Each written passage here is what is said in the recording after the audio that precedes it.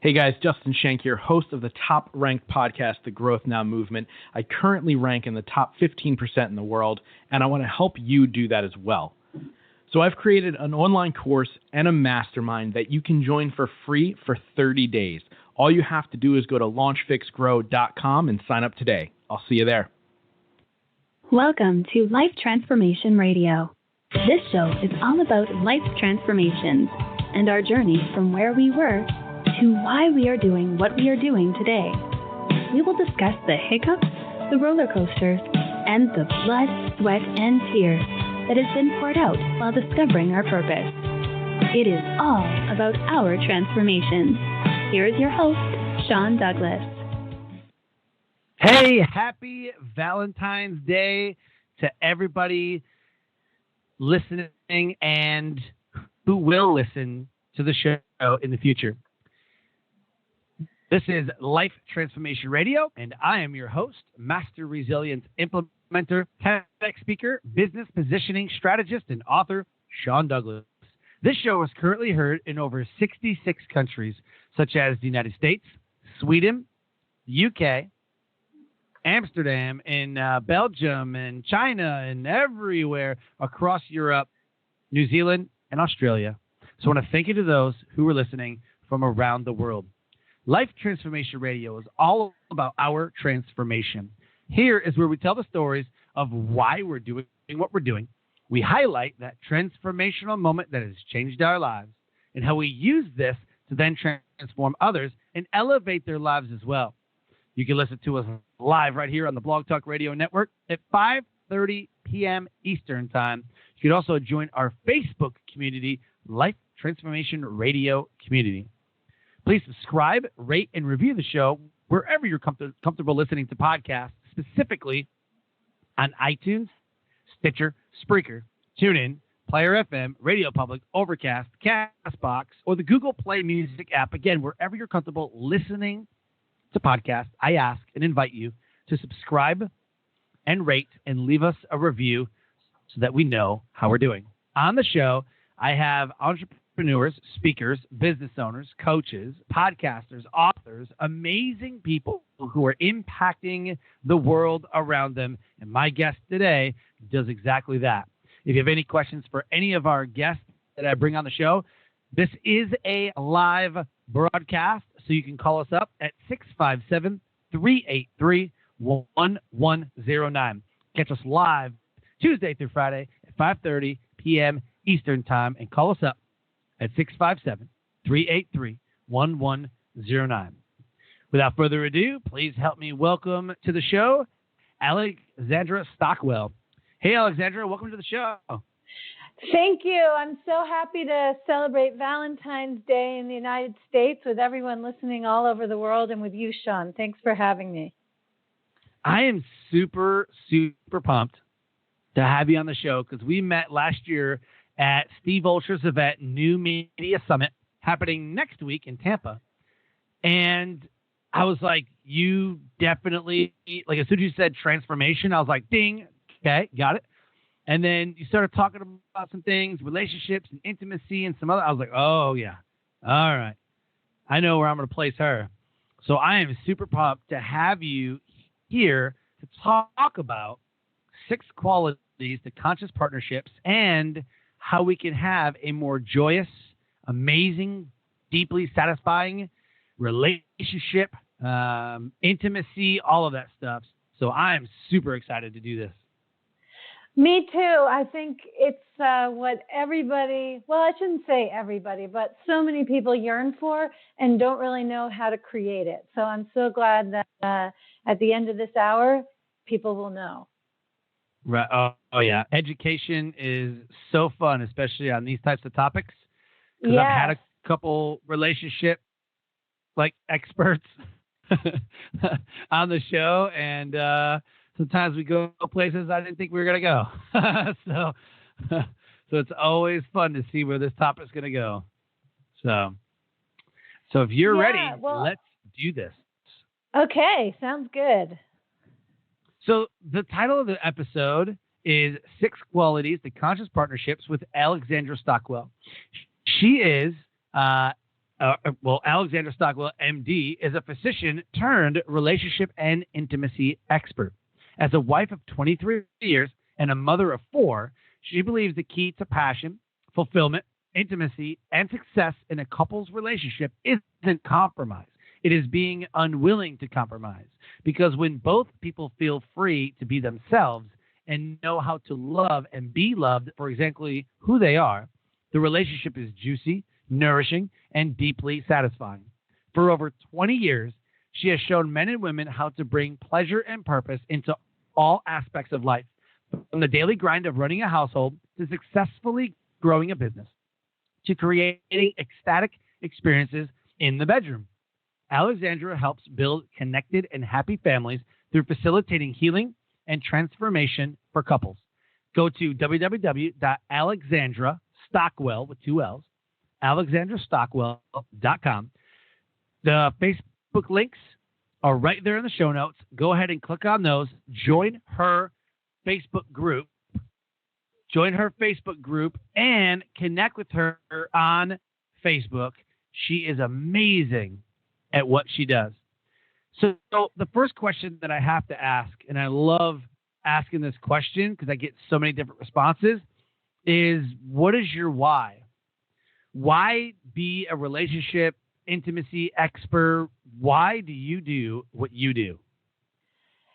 You know, Sean, I love that you start there, and I have so many layers of answers, but I'll say one which is actually kind of vulnerable and I don't often start with, and that is that I am really devoted to children and to families and really to the future of our culture, of our society, of life. And there are a lot of different ways to contribute to the needs there, but in my mind, the one that I am just passionate about is by serving children and families, by teaching the parents how to have really juicy, nourishing relationships, great sex, communication that instead of being draining or depleting is just so invigorating and vulnerable and connected. Because when the parents know how to really, really show up with and for themselves and one another, it just naturally ripples out into interactions with everyone else in their lives, especially the family. And so when the parents really are nourished in the relationship, the whole family thrives. Oh, I absolutely agree to that. One thing that I said that was in your bio is that the unwillingness to compromise. Yes. And we're always told in our life, like, got to compromise, got to meet 50-50, got to go halfway, got to, whatever. Compromise is great for marriages. But you're saying don't compromise, but with a twist. Explain that a little bit. Yeah, so I definitely think that the most common relationship advice is you have to learn to compromise. Marriage is all about compromise, as you just said. And I just don't think that's true, because one of my really favorite sayings in the whole personal growth world is how you do anything is how you do everything. Yep. 100%. And with our conscious mind, we can certainly compartmentalize things, but we can't truly compartmentalize with all of ourselves. And so if you're compromising, which means prioritizing someone else's experience over your own, not wanting to rock the boat, putting your own needs aside, well, I'd really love Mexican food, but sure, I'll go have Greek, just in the habit of essentially de-emphasizing your own needs and desires. There's no switch where you can go turn that on when it comes to passion. If you're dialing it down in order to just have things be comfortable, accommodate someone else, then it's super hard to find the passion and the fullness and the vulnerability behind closed doors or in really important communications, because showing up like all the way and really honoring who you are and what's important to you it's not like we become habituated not to do that when we prioritize compromise. And when I say be uncompromising, that does not mean that you get your way all the time. That actually has nothing to do with it. It's more that it's essential that you say all of what you want, and then you can be content with some of it. But if you never actually say all of what you want, if you never actually presence all of you, your tears, your smiles, your devotion, your selfishness, if you don't bring all of that, then you have no way of having your needs fully met. Interesting. So it's not about being right, or it's not about winning the argument where you're uncompromising.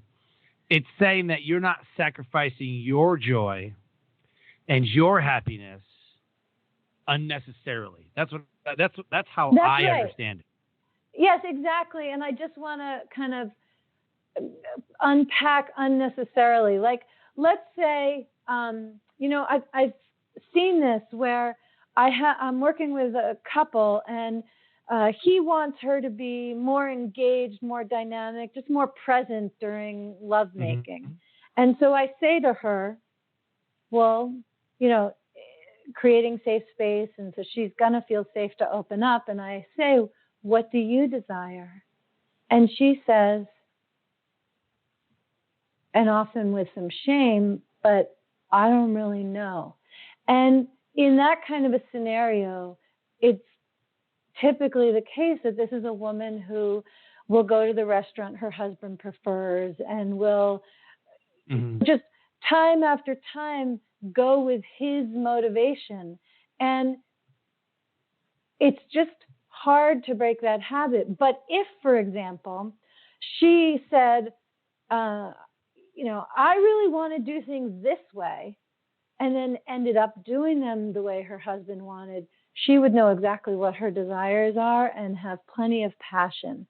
And then there can be a kind of a give and play. And sometimes you go with what one person wants, sometimes with what the other person wants. But at least it's based on everybody knowing what everybody wants. It's kind of like, I practice medicine, so I have a lot of concepts from there. And it's like informed consent. When you know everything, then you go with the best approach that's going to work for everybody. And from the outside, that might look like compromise, but it's not going to feel like compromise if you brought all of your desires, and this time you do it that way, and next time you do it your way.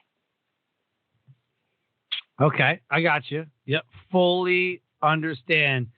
Because, like I said, somebody might hear that and go, "See, I don't have to compromise. I don't have to compromise." You know what I mean? I'm like, easy. Yeah, and that is really not what it's about. And in fact, another way to say the same thing is, it's easy to do what seems to be best for, I'm going to say him and her, and speak in a heteronormative way right now. But let's just say, that either you do what he wants and then she's compromising, or you do what she wants all the time and he's compromising. And the really artful way to grow a delicious relationship is to look at what's best for the union. And so the real place to be uncompromising is in what's best for the union, because if it's best for the union, it's best for the relationship, then it's going to be best for both of the people in the relationship. So I'm okay with some individual compromise so long as no one's compromising on what's best for the relationship. And that is always going to include having both people feel like they can say anything, be fully expressed, be accepted for whatever it is that they yearn for. Got it. I like that a lot, because it feels like there's a level of respect for the relationship no matter how you slice it. In that regard, the way that you broke it down, the level of respect inside of that relationship is inherently there. That's the way I understand. Right. Exactly, because if one person is always holding back and not even always, just, often or sometimes holding back on something that's important, that is being compromising for the relationship, because it means there's some part of that person that she's not bringing to the relationship. She's keeping it outside of the relationship. And in order to have a really fantastic relationship, there is no compromising on how much of yourself you bring. I think the most passionate, juicy, long-term relationships are fueled by both people learning to bring more and more of themselves to the relationship and learning to increase your capacity to receive who your partner is rather than judge them. Right. Oh, 100%. Yeah.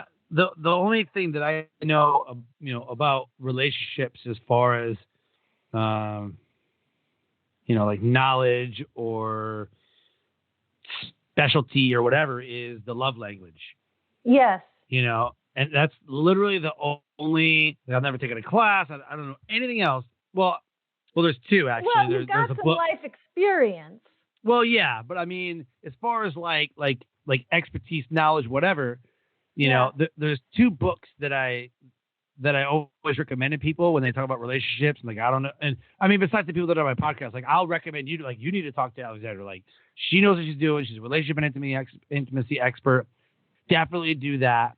But when I'm not referring people, I always tell them there's two books. There's love language. Got it. We understand how to love them rather than love them like we want to be loved. But there's one called His Needs, Her Needs. And it kind of is along the line. I mean, there's so much in that book, but it's kind of along the same lines, a little bit of it, of what you're saying. And what sticks out to me is that level of respect, and when you started talking about, inside the relationship and when you're in your authentic self and these are just things that I hear, you're in your authentic self, you're showing up in your true form, you're loved the way that you show up and not who who they want you to become or what have you. A lot of that is rooted inside of that book, His Needs, Her Needs. Women are one way, men are one way, but the bridge between the two is the value, love, and respect that you have for each other. Yes, exactly. And actually, there's research which shows that in a conflict, and just to be clear, anything that I'm saying does not pertain when there's an abusive situation or anything like that. I'm talking about, two people who love one another, they want to be together and are trying to figure out how to do it so that it's really nourishing, emotionally intimate, and sensually passionate for, as long as they're alive. And in that kind of a situation, there's very clear research which shows that it's good for the relationship when the woman softens first. Now, this is not a hard and fast rule which every woman should go out and apply all the time. That's not me. But for anyone, I am a strong woman and I'm not always this way, but I have the capacity to have a very dominating presence. And I certainly, when I want something and I'm in a discussion about it with my husband, I can get very intense. And I have learned to soften first. And honestly, it required a lot of growth for him not to soften first, because that was the easier thing, is just be go with what she wants, because I had more power behind my desire often. But I have learned to soften first. And in that way, I am being uncompromising. I'm being uncompromising in doing what's best for the relationship and in growing myself as a human being. So it could look to the unknowing eye that I'm compromising because I'm giving in first. Not at all. I'm holding myself to a much higher standard. I'm developing parts of myself which would otherwise be dormant forever. And I have learned to soften first. And it feels amazing to basically have more ways of being available to me. And that is also what I mean when I talk about being uncompromised. It's holding myself to a standard of excellence in how I show up in my relationship. I love it. I love it. I always ask this question, and I've had 4 or 5 different relationship experts on the show, some therapists, like literally certified marriage therapists and all that stuff. Yes. Yeah. And then I've had like relationship coaches or, intimacy experts, like Alana Pratt was on the show and she's like a sex expert. I listened to her show with you. I love her. She is absolutely amazing. Yeah. So I always ask, is there a such thing as an argument-proof relationship? My response to that is I wouldn't want that. I wouldn't go near it with a 10-foot pole because arguments are really important. And so, a lot of them say that. A lot of the experts, like, if you're not arguing, there's something wrong. And they don't mean knock out, drag out fights, not screaming at each other, but disagreements. Like disagreements, arguments. Yeah, like how to parent. Like, no, I think it's this because I'll let you answer, but I'll answer after. But I'm sorry, go ahead. Well, so I'm gonna give a little bit of context before I give my answer. Sure. But I really see relationships as the context or the vehicle for personal transformation. And so when 2 people get together, they come with all of their achievements and capacities and skills and ability to learn things in life, and they also come with their childhood wounding. And it's only through really becoming intimate with your partner that you end up accessing the wounding from childhood. Whether you're conscious about it or not really doesn't matter, because this is what happens to everybody. And in the intimacy, you get to access things, and it provides the opportunity for healing and for really overcoming things that felt unsatisfying or hurtful in childhood. And even people who adore their parents and feel like they had the best childhood, it's just a natural part of being human to have times when you don't get all the attention or whatever the case may be. People can have really devastating childhoods, and they can have childhoods that look quite mild. And either way, when you get into an intimate relationship, things arise, and it can feel like your partner is neglecting you or not honoring you enough or whatever the case may be. And so arguments or disengagement, like there are variations on fight or flight for what happens when people get triggered. And those triggers are from childhood, but because they get reactivated through and show up in an argument, there's the possibility to actually heal and overcome them. And if you are never arguing with your beloved, you are basically never going to access more healing, more empowerment, more integration, more generosity in your soul. Generosity. Yes, because when we have great relationships and we feel seen and appreciated, then we can give from overflow. Another piece of my why is that people who have really great marital relationships are able to be generous in the world, and we need more generosity. I love that. More generosity. That kind of speaks to the gratitude. It's almost like the other side of the gratitude is you're being generous to someone. Exactly. Like how are you blessing people? Yeah. I like that a lot. Well, and it whether it's volunteering for a cause or making a donation or just looking the barista at Starbucks in the eye when you say thank you after you've paid.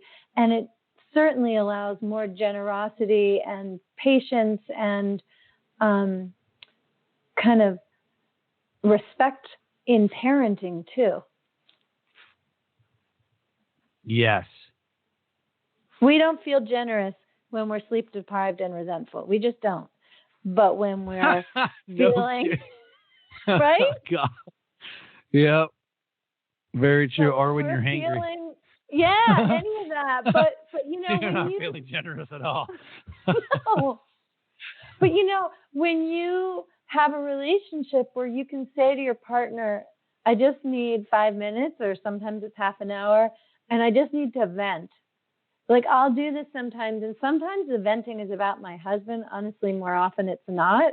And as soon as I've just said it, I don't need him to do anything. Sometimes I'll even say, look, I only need about 30% of your attention, but it feels really different to do it in communication with the person I care about the most. And then after that, I feel like cleared out of the resentment, and he knows how to listen without taking it on or feeling responsible. And then I'm prepared to be generous, and it is totally different to sit down to dinner knowing that I can show up any which way and it's going to work for my husband, because that's what we've created together. And it allows me to be much more pleasant and loving with everybody else. Got it. That's big. I feel like that's like an aha moment for somebody right there.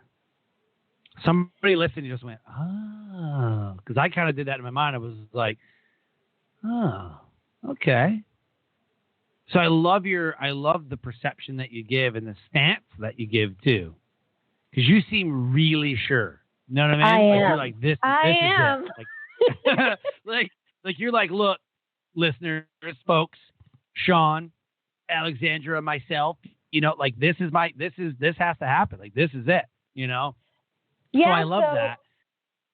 Like, let's bring it to Valentine's Day. I know people might listen Sure. afterwards, and everything we're saying applies, 365 days. But if you are going to go out tonight with your sweetheart and you think, well, it's Valentine's Day, so of course we have to be so nice to one another. But really what's on your mind is something, you have resentment, or you have something going on from work, or, whatever it is that you're carrying into the date and you can't shake it loose.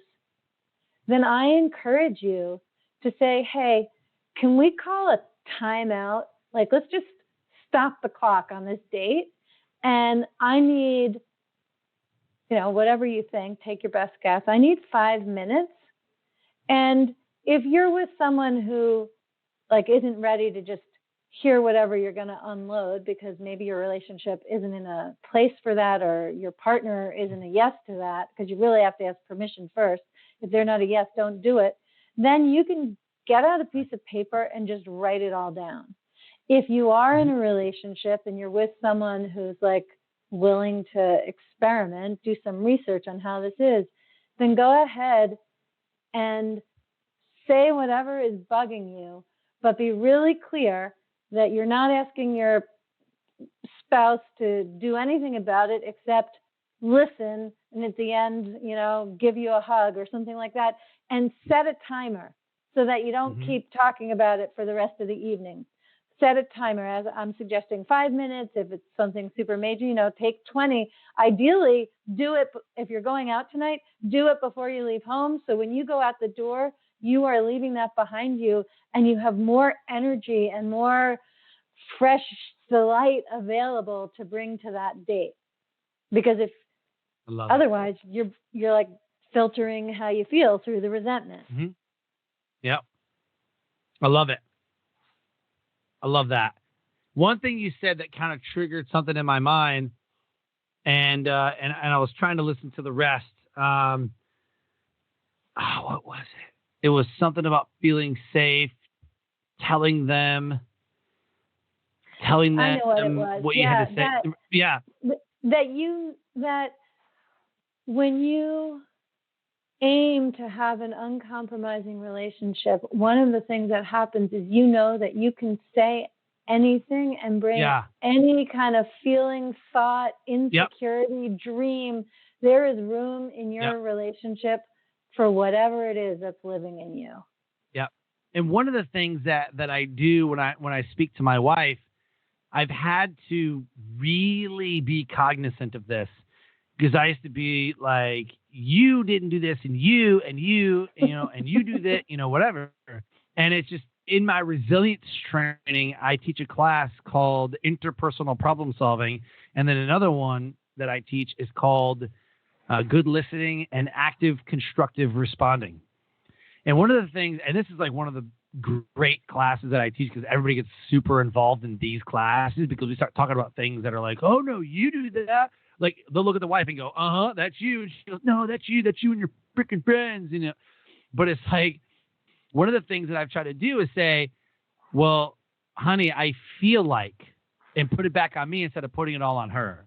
I feel like you didn't talk to me in a loving way just now. Or I feel like this could have gone a little bit different, or I feel like, and so I'm really trying to have respect for the relationship. And one of the things that I want to let her know is that it may not be you. You may not think there's anything wrong with you, but I feel inside something is triggering me right now. I feel like this is not right. This is, somehow holding us back or, whatever. So that's one thing that I've tried to do a lot of and go, oh, honey, I feel like, you could have got something done at the house or something. If I say that we got 5 things to do today, I'm like, babe, I feel like you're going a little bit slower. We need to pick things up, And so, again, just try to make it not all about her being wrong, just telling her how I feel. Yeah, that's so great, Sean. And, in the 6 qualities of conscious partnership, one of the qualities is take responsibility. And when you're saying, I feel that is a form of taking responsibility for your own experience. And there's actually you can go so deep with that. And what I aim for, I don't always get there, but what I aim for with my husband is to say, I feel furious, and I know it has nothing to do with you. Even though it's in response to something he did or didn't do, the fact that I feel furious has to do with me and, what things mean to me. And like for example, I was, I'll think of my example that's similar to, when you said there's a bunch of things to do around the house. Like if my husband is going to do the dishes in the evening and he doesn't do the dishes, I could say, I feel upset that you didn't do the dishes. And I certainly have said that. But now what I aim to do is say something like, I feel upset because you didn't do the dishes because it makes me feel like I'm not important to you and I don't feel loved right now. Because invariably, when we have strong feelings, it comes down to one of the 4 primary feelings of anger, fear, sadness, or joy. Although we're not talking about when the feeling is joy. And so, I feel frustrated, but the reason I feel frustrated is often because it gets down to, I feel like I'm not good enough, or I wasn't important to you today, or something that's more primary and universal. Right.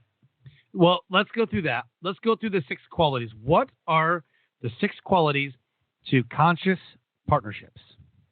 Okay, well, the first one is curiosity.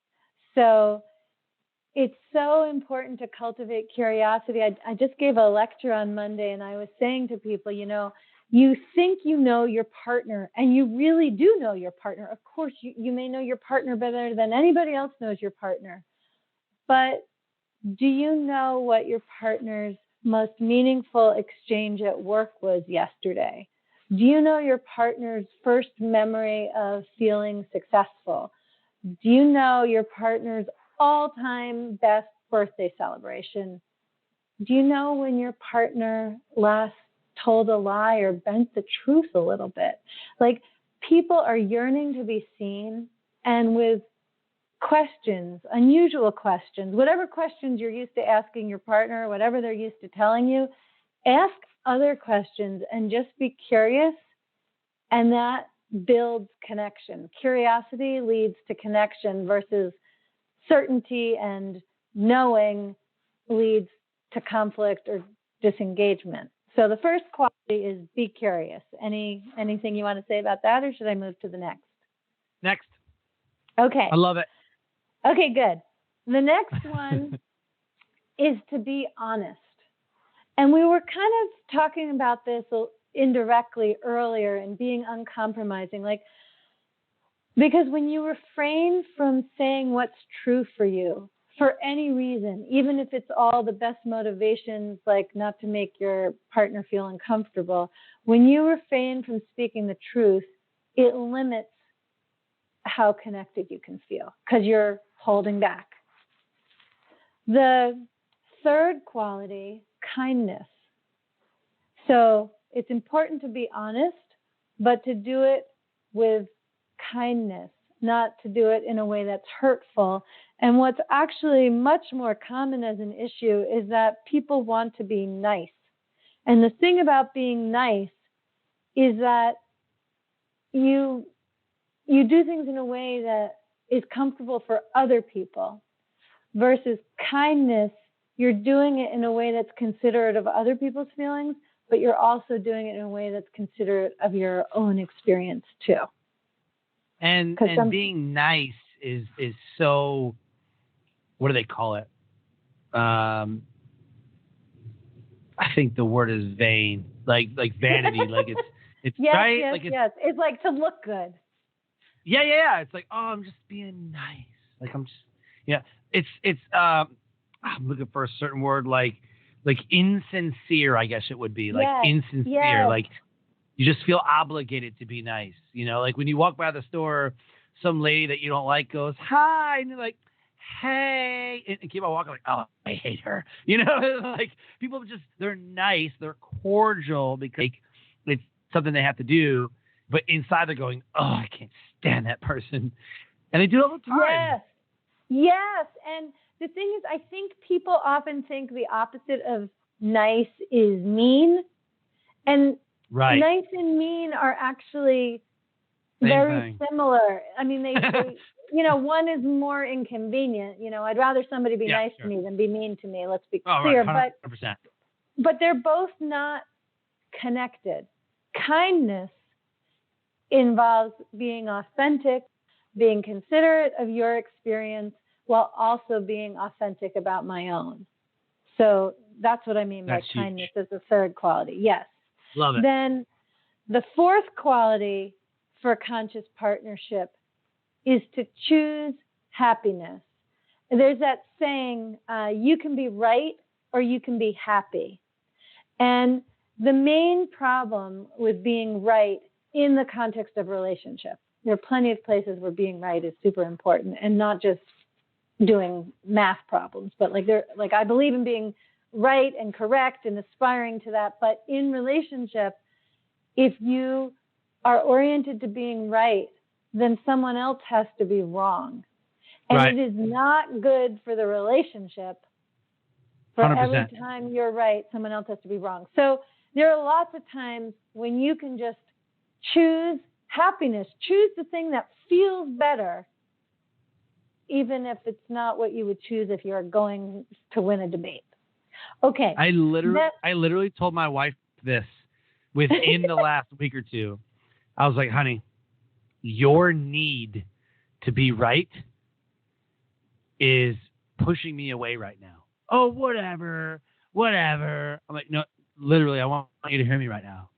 Your need to be right, because I don't want to argue about this.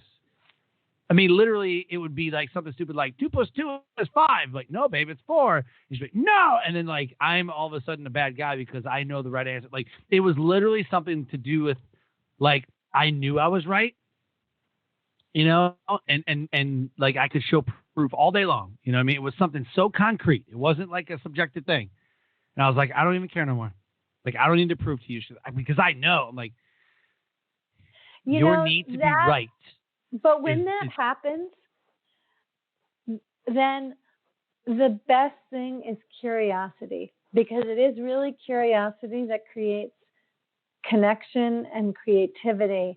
And so sometimes someone doesn't want to just let go of, I'm sure she felt she was right? She's not here to represent her position. But nope, she totally did. She goes, no, I swear. I'm like, she was so adamant about it. Yeah, and so that's when you're straightforward, you're like, no, look, this is right, and you're pushing me away. Right. You're gonna then the next move, if you don't want to go away, is curiosity. It's like to ask a question, not a question that's going to prove her wrong. That's not what I'm talking about. Right. More of a question like why do you think this way? Yeah, or even like, what kind of resolution, how do you want it to feel when we're done with this discussion? Or what's going to happen if I'm wrong, and what's going to happen if you're wrong? I don't know enough about the details, but like to just, when I was in my coach training, one of the tools that we learned was perspectives coaching. And in perspectives coaching, and this really works when there are two people having a disagreement, is to ask, like, let's say they argue a lot in the dining room, to say, well, what would the table say about this? And it just helps you get access to another point of view. That's awesome. Those people like the truth, her truth, his truth in the middle is somewhere in that spectrum, right? Yeah. Exactly. Or, or like, what would steering wheel say, if it happens in the car? Awesome. But the thing is that when someone is really attached to their viewpoint, like looking at it through the, quote, eyes of an inanimate object can help just create a little more spaciousness and perspective. And so, if someone isn't able to choose happiness and, they're your spouse and you're invested in both of you being able to be happier in that moment, to then bring some curiosity and also some playfulness. Playfulness isn't one of the 6 qualities, but it is definitely essential to navigating everything that comes up, is a little playfulness and flirtation in the face of a woman who is convinced to be curiosity. of her rightness. Yes, exactly. To be curiosity. One thing about curiosity, my wife and I did the Love Dare from the Fireproof movie. Yes. With Kirk Cameron. We did Fireproof Your Marriage. And part of the Love Dare is studying your spouse all day long. And I've always keep this in mind. She caught me the other day. We were at a store. She was walking into dressing room or bathroom or whatever it was. And she looked at me. She like spun around and like looked at me real quick. And I was just standing there. And then I looked away. She goes back out. She's like, "Were you checking me out?" I'm like, "Well, I can't check you out." She goes, "No, I'm just asking if you were checking me out." Like, "Maybe." She goes, "I love that you were checking me out." I was like, well, I mean, I do. But I don't know. I don't notice. I'm like, well, now you did. So she goes, "Oh," and it was just like I was checking her out, and she felt loved. I was kind of curious, like, just checking her out. Like, could you get kind of curious? You're like, "What's up?" Like, I don't know. Well, and we all want to be seen, and actually, something that's really lovely to do with your partner. Again, anyone who's going out for Valentine's Day this evening, or, any other time you're with the one you love, it's really powerful without even giving compliments, in a warm, loving tone, to just say what you see. Like, for example, "You have brown eyes. You have such soft, long fingers." Just we couldn't like do things that. What did you say? We couldn't do that. My wife and I would look at each other and go, "You have a booger in your nose." If you can do that, you can say, "You have such long, lovely lashes." Well, try it. I don't mean to get all make sappy. Fun of each other. Like, that's my thing. Well, then if you wanted to play with this, and if you don't, then by all means don't. But if you wanted to, and don't be cheesy. Like, don't do it the way I did it, because you are an amazing, potent, military-driven, resilient person. Your way of saying this is going to be super different than mine. Right. I used to be in New York. Now I live in California. I talk a little slower, a little breathier. Like, you're not going to do it that way. And your woman loves you the way you are. So, yeah. But there is the same way that she just melted when you were checking her out. There is something about actually verbalizing as a reflection of what you see when you look at her that feels amazing. Maybe you just say one thing. Like, I was coaching a couple. This was a bunch of years ago, and often, not always, but often it's the woman who reaches out to me. But in this case, it was definitely the man, and in fact, the woman wasn't really that interested in changing how things were. But he wanted a lot more from that relationship than he was getting in the way of passion and intimacy and sexuality. And so one of the things that I suggested he do was certainly to make statements of appreciation and compliments, but also literally to just in a loving, open way, just say what he saw, because she didn't realize she was seen. And it's very hard to convince someone. Like, if you get into a discussion with your spouse and you say, I see you, and he or she says, no, you don't, there is nowhere to go from there, because each person has their own experience, and you just can't convince someone you see them, but you can show them in action. And so sounds like your wife feels like you see her, so maybe this doesn't apply to you, but for a lot of people, just saying what you see when you sit across the table at dinner tonight can really bring a little bit of heat. Amazing. What's the next? Okay, so the fifth quality, which we talked about, although we could say a little bit more, is to take responsibility. And similar to compromise, people often say that the key to happiness in a relationship is when both people take 50% responsibility. And I don't agree with that. I think what is needed for a truly fantastic relationship is for both people to each take 100% responsibility. So, 100%. Yep. Yeah. Love it. And that sounds, I have never been in the military, but that sounds like something that would be in the military. Is there some equivalent there? Yeah, definitely. So we don't do anything halfway. Like, oh, you got to meet halfway. I'm going all the way. Yeah. Because if you fall short, you're still more than half. If you fall short at 90 or 80 or 70, you're still more than half. So because you're striving for excellence. And striving for excellence doesn't mean I'm going to meet halfway with my boss or my commander, or I'm going to meet halfway with the enemy. It's I'm going all out.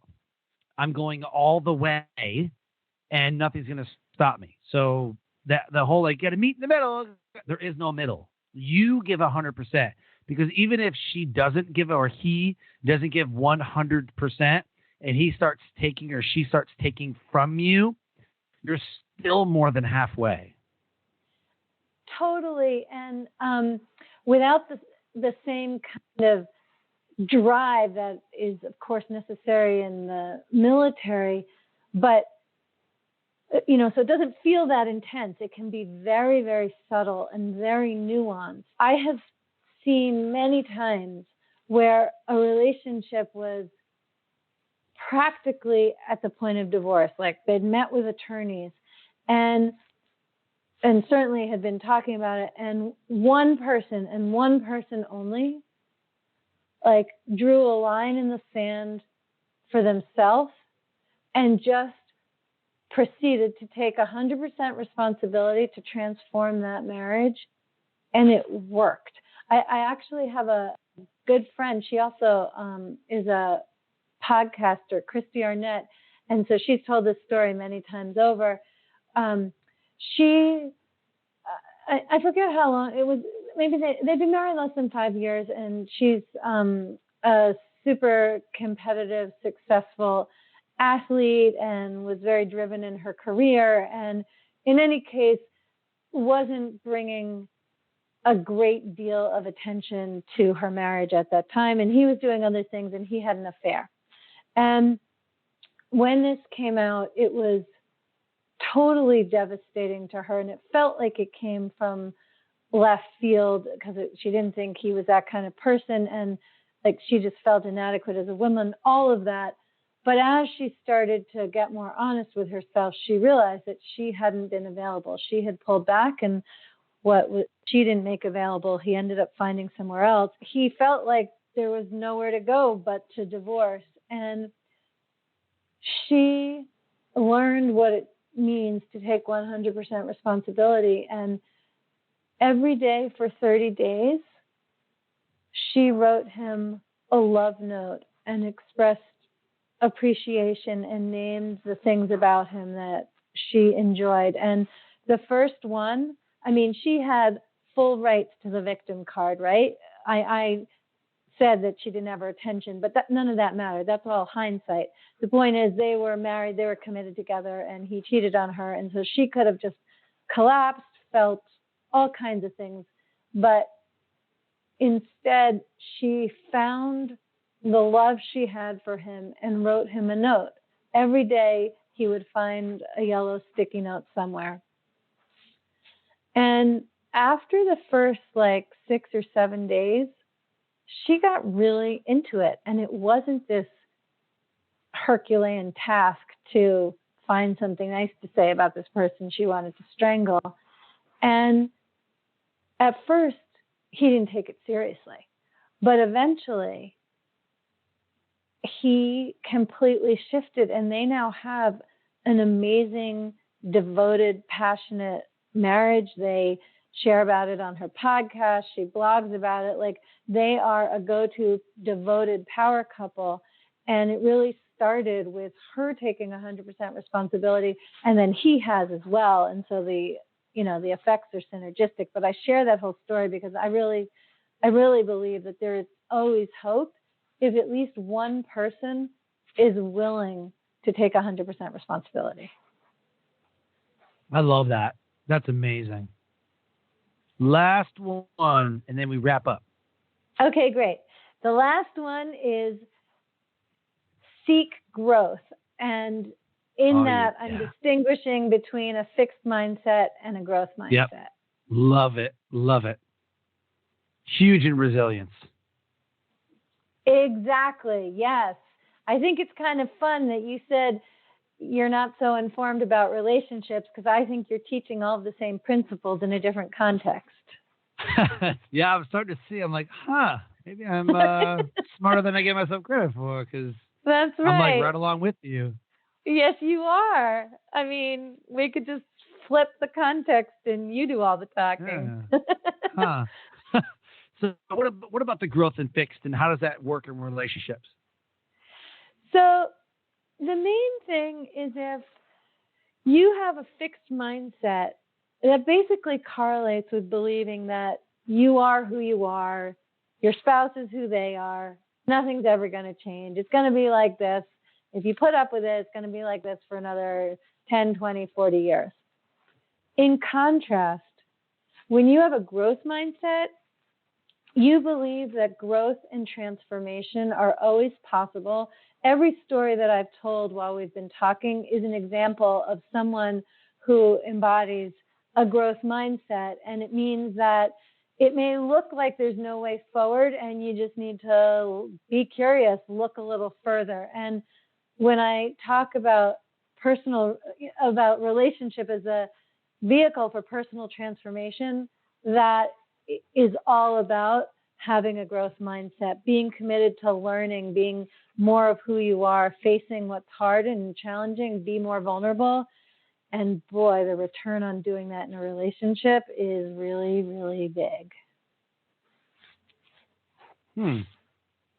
I can definitely see that.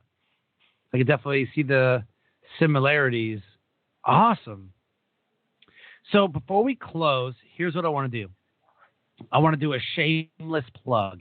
You can plug friends, quotes, websites, Facebook, whatever it is that you want the audience to know and to do. Plug it right here.